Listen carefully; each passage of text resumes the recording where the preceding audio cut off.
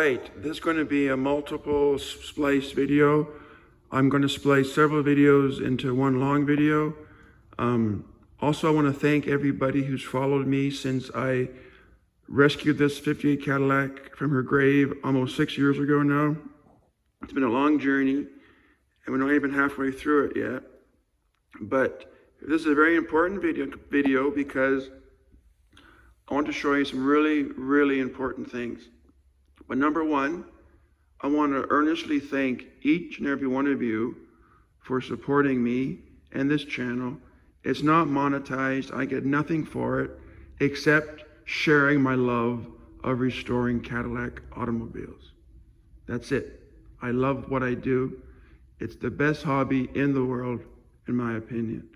So, a lot of people still don't have my vision, but I think today's video will help them see my vision.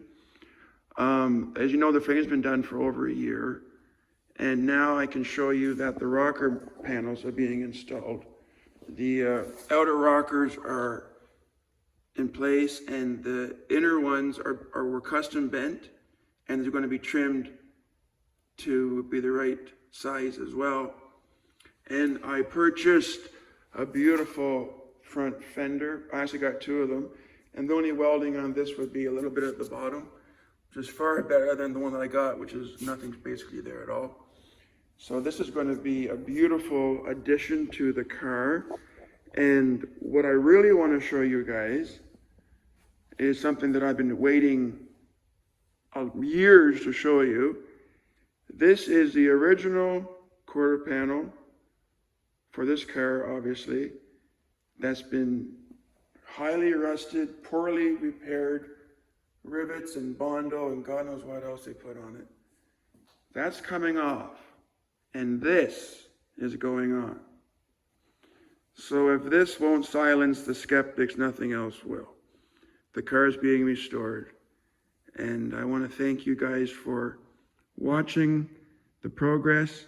And the reason this quarter panel is here is because the welder wants to line up the rocker in the right position with the front fender and the correct quarter panel that's not all kicked in and rotted away. Can you believe the condition of this? I have the identical one for the driver's side as well.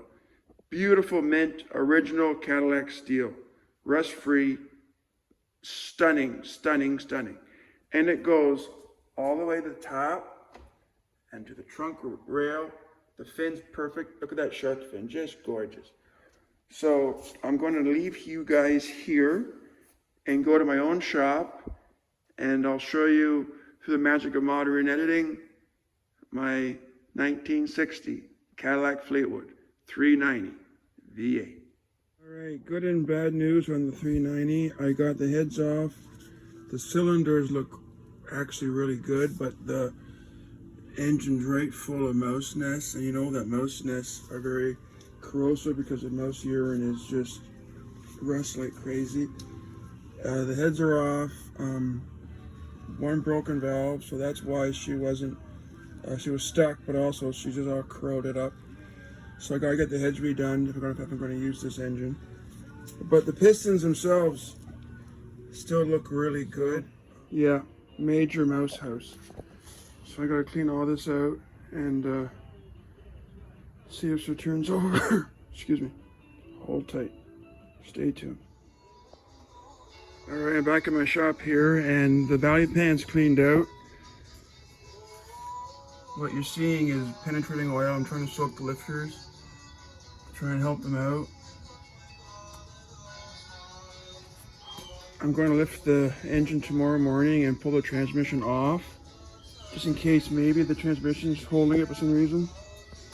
Because the pistons look really good, like amazingly good. Like, look at that. So here's my plan, guys. I have a lead, and it's only a lead right now, on a fully rebuilt Cadillac 390. So I'm going to pause the engine till I know if this is a viable option, meaning the rebuilt one is actually in existence and actually available to me. It will save me money and time on trying to get this one going. And I put the back seat of the sedan DeVille in the Fleetwood just to get out of the way, which got me thinking. I'm going to finish the wiring and dashboard so I can take this front seat out of my shop and give me space to work in my shop. So when I have a friend and other friends who are so great, and you know who you are, and thank you for helping me with all these things, because I'm in one part of Ontario and they're in another part, and I can't always get away because of my family and my job and different circumstances. So here's the plan, as I was going to started saying, finish the wiring, take the two dashboards, make one, paint it, reinstall it, so the car is done electrically and dash-wise. Put the front seat back in, close the doors. Then I can focus on the drivetrain. And once it's running and driving in my shop, I can do the brakes and exhaust and gas tank, all that stuff. So that's where I am right now. I still think deep in my heart this engine can run again. I just need to give it more time. And I need two engines anyway. I need an engine for the Fleetwood 60 and an engine for my 58, as you already know. So this engine will be put in probably the 58 if I get a running 390 for the Fleetwood here. But time will tell. I'm just, again, the early stages of these investigations. I want to thank you guys for watching. As always, I really appreciate it. See you all down the road.